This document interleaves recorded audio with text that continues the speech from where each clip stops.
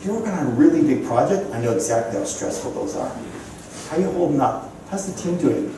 Do you have any concerns about flight risks that are going to cause you problems in the future? I know, I've been there. And the final piece to act differently was that I became a dealer of chocolate. A dealer of chocolate, that's right. Now, why is that important? How many people like sprinkles on your ice cream or your donuts or cinnamon on your latte? Maybe, okay. Or in the form of somebody does something that little bit extra for you. They hold the door, the barista smiles at you and really, how's your day going? And they mean it. Everyone loves sprinkles in some way. So those coffee meetings I was having, there was a pile of these sitting on the table. Now these are not the regular little bars. These are the king size bars, okay? A stack of them on the table. So I'll be interviewing, we're having our interview, talking to Monica here, and she's seen a stack of chocolate bars over here. What's going on with that? We don't talk about it. They're just there.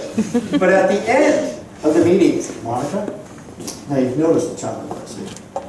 One of these is for you. You can pick any one you want. You can take it away. Now she's smiling right now. You can't see her. She's smiling. Yeah. She wants the chocolate bar. And not only that, every time we meet, the stack will be there. You can take one away. Sometimes I would find a way to get to my clients and get in the building, and they'd show up on my people's desks. They knew Jeff had come by. Drop the chocolate bar. Little things to stand out. Didn't cost me a lot. What else? I needed business cards, new ones. I went out and searched thickest possible business cards. And when I give them to people, they often go, did you give me two? No. Now, remember, I'm in Canada, so I could say, even if you don't really want to keep my card, keep in mind, some of those really wintry days, you get frost in your windshield, you can scrape it off with the card. No problem. Work with a graphic artist, had a mascot drawn up, put that on stickers. I had my own postcards so I could write little notes to my people, let them know I was thinking about them, cared about them. I had M&Ms made with my logo branded onto the M&Ms, distributed those. Clients love that stuff.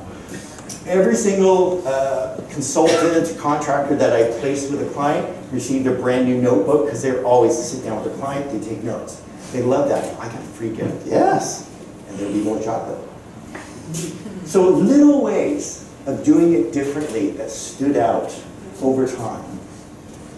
And the business took off. Now remember, you go look up agencies, temp workers, there's a ton of competition out there, a lot. All of you, whatever you choose, I heard a lot about wellness in the room. You're doing nonprofit work. There's a lot to choose from out there. But we stood out, little ways. So beating the competition. I'll never forget these calls home. Mom, Dad, you're not going to believe this. So remember, retired ministers, they didn't make a lot of money. My mom was the ultimate coupon clipper. So her son is a coupon clipper too. Coupon clipper skipper. Today you've heard it first time. 2011, the call home. I just met with the accountant and we crossed over $1 million. What? I don't believe it either. The next year, I doubled it. We're at $2 million now. How can this be happening? I don't know, I give a lot of chocolate out, it seems to work. Kind of flatlined to the next year, and then bam. $4 million, 2014. It was an amazing year. Over 30 contractors coming through the umbrella of my company under my logo. Little Jeff Skippers out there doing the work. I ran an event with clients and my contractors that was a death by chocolate night. It was fantastic at a hotel. All you can eat chocolate. So the revenue was there. So I made a decision, really tough decision. I'm getting out of this business. I'm not going to be an agent anymore. I really enjoyed it. It was fulfilling. I felt a deep sense of purpose in doing it. But I also felt like, I think there's more that I could do. And change for the oil business is not on the horizon. We're down in the slump. It's going to take a while. So any of my remaining contractors I had, I kind of said, hey, there's some other agents over here. Your clients still want you, I'm gonna actually let you go through them. I actually gave up revenue. I shut down that part of my business. It's done, I gotta do something else. So I was ready to move on.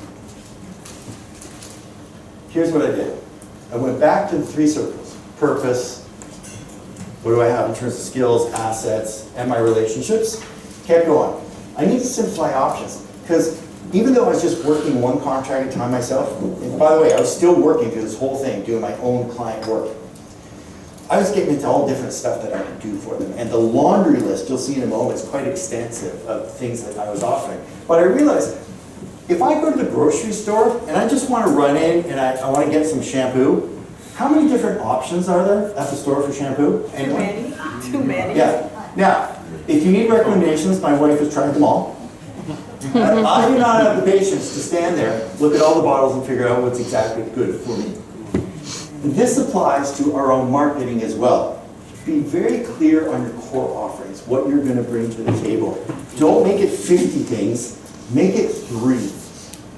And within those, yeah, you can add on services, that's easy, but when someone is looking for a consultant to help them, or someone who's going to help them with wellness, just be clear on, this is what I will deliver. There's another piece really important. Phrase it in a way that demonstrates value to the customer. Let me tell you something I received just yesterday, which many people do when they're entrepreneurs running their own business. I received a newsletter from another consulting firm that I think is really good. And the headline was, "This is why we are the best people to hire to do change management." And I thought to myself, that is the worst headline. I, as a client, do not want to read that. What I want to read is, how you can make my business better. I don't care why you're the best. We'll get there eventually. You got to have credibility, yeah. But what can you do for me? That's what value is. And I had to completely change the language that I use. I would tell people, when I go talk to the C-suite around the work I do in change management, I never, ever use the phrase change management. I tell them how I'll increase their returns, I'll protect their assets, I'll ensure people get on board so that the millions they're investing into technology comes back to them. How do you do that, Jeff? Oh, now I can tell you about discipline I used to do that. So I mentioned price of oil tanking. All of a sudden my business is inverting. My revenue is way down. I don't know, I think 200, 300 grand, which is decent, but I still had employees. Now the real pain happens. Can't keep them. Toughest conversation you can have.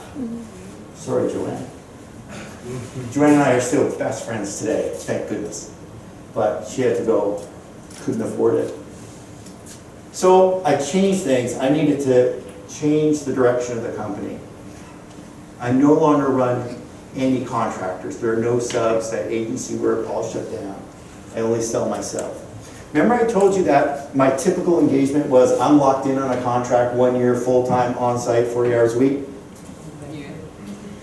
First I raised my fees. I no longer charge hourly work. I'm going to come back to that in a second.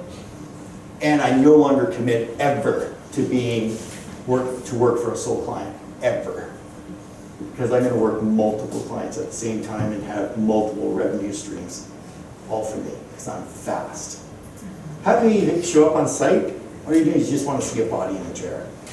I'd be way more productive at home. Raising fees.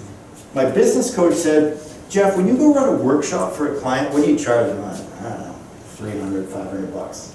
100 bucks? That's pretty good. No. Your work is worth thousands. I want you to repeat after me. Jeff is worth thousands. And then that next client call. Jeff, we'd like you to run a workshop. Well, it's $3,000. Yeah, okay, we can run with that. Fine. I kept doing that. And the fees kept going up. Then I proposed add-on services. You never, ever finish up with a client before you say, I've noticed some things around here. So because I work for you, I'm interested in your success. Let me tell you where I think you can make your business even better. You do not have to do this with me, but I'd be happy to work with you to see these things fixed or improved. You know how many times clients say yes? A lot. I'm in my 7th year working with one of my clients.